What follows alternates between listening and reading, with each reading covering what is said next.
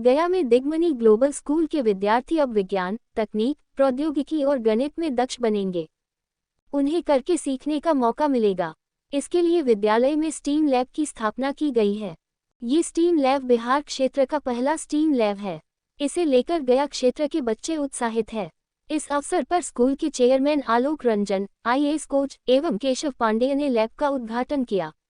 आलोक रंजन ने अभिभावकगण एवं बच्चों को संबोधित करते हुए कहा कि आज हमें अपनी शिक्षा व्यवस्था में बदलाव की आवश्यकता है। हमें आज से 15 वर्ष बाद आने वाले समय के लिए अपने बच्चों को तैयार करना होगा। आलोक रंजन ने बताया कि संपूर्ण विश्व अब आर्टिफिशियल इंटेलिजेंस, ड्रोन तकनीक, रोबोटिक्स पर काम कर रहा है। बिहार का पहला स्टीम लैब का निर्माण किया गया है, जो हमारे दिग्मनी ग्लोबल स्कूल में बनाया गया। और ये एक बहुत ही अद्भुत, असाधारण चीज़ है बिहार के लिए।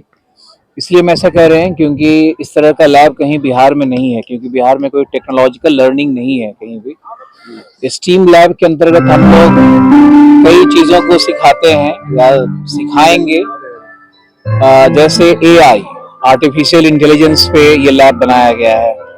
तो आर्टिफिशियल इंटेलिजेंस आज पूरे विश्व की मांग है, और आने वाले समय में जितने कॉर्पोरेट्स काम करेंगे और जितने एमएनसीज में जॉब्स क्रिएट होंगे, वो सभी एआई के फील्ड में होने वाले हैं। ज़्यादातर एआई के फील्ड में होने वाले हैं। एलन मस्क ने सपोर्ट किया ट्रम्प को, और ट्रम्प साहब इलेक्शन जीत गए।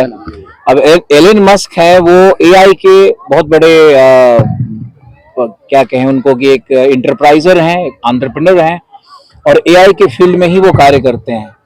भारत और अमेरिका के संबंधों के कॉन्टेक्स्ट में अगर देखा जाए तो जिस तरह से मोदी और ट्रम्प के बीच में दोस्ती है, तो एलन मस्क भारत में बहुत बड़ा इन्वेस्टमेंट करने वाले हैं। और अगर आप देखें तो कल पार्लियामेंट में जब बजट पेश हो रहा था, तो निर्मला सीतारमण जी ने कहा कि अब एआई प्रत्येक स्कूल के लिए एक अनिवार्य आवश्यकता होगी। तो एक कोई कोइंसिडेंस नहीं हो सकता है कि एआई के विषय में पार्लियामेंट में आपके वित्त मंत्री कह रही हैं, और हमने उसके पहले ही यहाँ स्टीम लैब की स्थापना करके एआई की पढ़ाई शुरुआत कर दी बिहार में।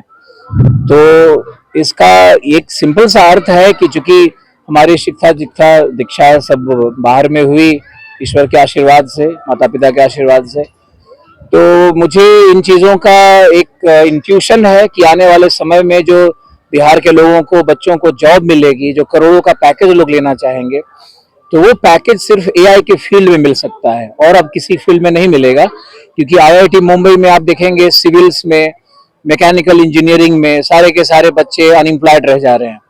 कंप्यूटर साइंस का भी अपना एक लिमिटेशन है। भारत इंफ्रास्ट्रक्चर जितना ग्रो कर रहा है मोदी जी के रेजिम में, उसके बाद मैकेनिकल इंजीनियरिंग, सिविल इंजीनियरिंग की भी बहुत बड़ी महत्ता नहीं रह जाएगी। जिस तरह से एमबीबीएस के कॉलेजेस एक एक डिस्ट्रिक्ट में खोले जा रहे हैं, जितने प्राइवेट कॉलेजेस आ रहे हैं, उसके कॉन्टेक्स्ट में हम देखें तो एमबीबीएस की भी कोई बड़ी महत्ता नहीं रह जाएगी। एक सामान्य चीजें हो जाएंगी। आप तो जानते हैं कि इंजीनियरिंग का डिग्री का कोई वैल्यू नहीं रह गया है।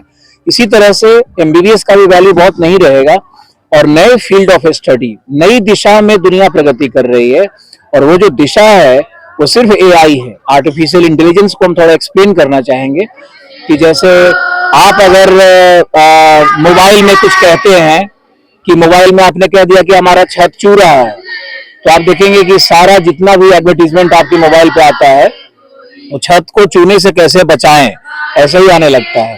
तो यही एआई का काम है कि इतना वो एक आर्टिफिशियल इंटेलिजेंस है, वो हर व्यापार में और हर टेक्नोलॉजी में उसका प्रयोग हो रहा है। जैसे मान लिया कि हम देखें तो यूक्रेन और रशिया का युद्ध आपने देखा होगा, या अभी जो हमास और इजराइल का वॉर चल रहा था, हुतीज का वार चल रहा था, उसमें ड्रोन टेक्नोलॉजी का प्रयोग किया गया। चारों तरफ से ड्रोन गरज रहे थे, चारों तरफ ड्रोन से बॉम्बिंग हो रहे थे, और अब कोई व्यक्ति लड़ाई नहीं लड़ रहा है, ड्रोन और टेक्नोलॉजी की लड़ाई चल रही है।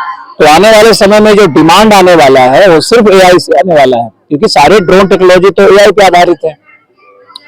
और हमारे लैब में ड्रोन टेक्नोलॉजी भी पढ़ाया जाएगा, एआई भी पढ़ाया जाएगा, स्पेस टेक्नोलॉजी पढ़ाया जाएगा। जैसे पीएसएलवी, जीएसएलवी को लॉन्च करना है, तो लॉन्च करने के लिए जो प्रोपल्सन सिस्टम है, वो प्रोपल्सन सिस्टम कैसे कार्य करता है, इसके विषय में भी पढ़ाया जाएगा। तो ये एक अद्भुत लैब है। मेरे अनुसार से तो मैंने अपनी पूरी प्रज्ञा का प्रयोग करके बिहार में इसकी स्थापना की है अपने दिग्मणि ग्लोबल स्कूल में, ताकि आने वाले समय में जो हमारे बच्चे हैं बिहार के, इनको जॉब में करोड़ों का पैकेज मिले। आने वाले समय में जो एमएनसीज आएंगी वो एमएनसीज इसी दिशा में काम करेंगी। आप देखिए चंद्रयान क्या लॉन्च हो गया भारत में, तो चंद्रयान में भी एआई का टेक्नोलॉजी काम कर रहा है। तो जब तक अब बच्चे एआई में नहीं आगे बढ़ेंगे, आगे जॉब क्रिएशन नहीं हो सकता है। और मेरा सौभाग्य है कि हमने पहला स्टीम लैब यहाँ बिहार में खोला है। स्टीम का मतलब है साइंस एंड टेक्नोलॉजी और आर्किटेक्चर और मैकेनिक्स का। यहाँ पे बच्चे इसमें अपना उनका किट होता है। ये भी समझने की जरूरत है कि बच्चे जब एरोनॉटिकल चीजों को सीखेंगे कि भाई हवाई जहाज कैसे उड़ता है, तो बच्चे हवाई जहाज उड़ाने की टेक्नोलॉजी सीखेंगे, रडार कैसे काम करता है उसकी टेक्नोलॉजी सीखेंगे, ड्रोन कैसे उड़ता है उसकी टेक्नोलॉजी सीखेंगे। यहाँ लैब में टेक्नोलॉजी को सिखाया जाएगा। तो बच्चों के ब्रेन के डेवलपमेंट के लिए, साइंटिफिक ग्रोथ के लिए बहुत आवश्यक है। और मेरा उद्देश्य भी यही है कि बिहार के बच्चे आगे बहुत नाम रोशन करें और एमएनसीज में जब काम करें आज के 10 साल 15 साल बाद, तो एआई की फील्ड में उनकी पहले से इतनी नॉलेज हो कि उनको कोई ये न कहे कि तुम किसी पिछड़े राज्य से आ रहे हो और तुम्हारा कोई वजूद नहीं है।